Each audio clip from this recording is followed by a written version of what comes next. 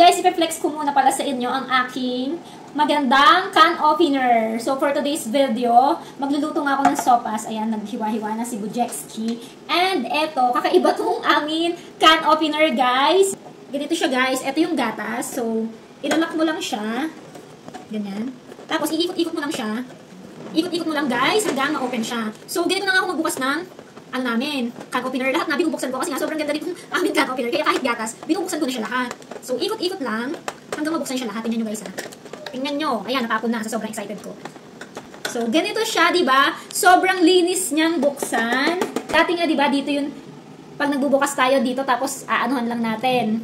Ang tawag doon, di natin sasagarin. Ito, pwede nyo siyang sagarin. Pero pwede rin naman hindi sagarin. Kaya lang, dito talaga siya mabubuksan. Tingnan nyo, hindi basta nalalaglag yung kanyang takip kasi nga nakalak. So, malalaglag na yan. Pag niluwagan mo na to, malalaglag na yan. Ayan, ganyan.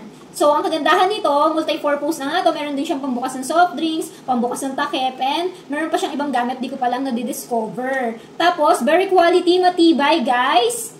Mag-iisang taon ko na itong gamit. Dati, yung bagong lipat kami sa bahay, wala pang isang buwan, nasira kagad. Di ko alam kung bakit. Pero eto, kita nyo naman hanggang ngayon maganda pa rin. Smooth pa rin gamitin. Kaya naman, kung kailangan nyo ng mga quality na can opener katulad dito, ilalagay ko ang link nito sa yellow basket kung gusto nyo rin po. Yun lang po. Thank you for watching. Kating-ting. Bye!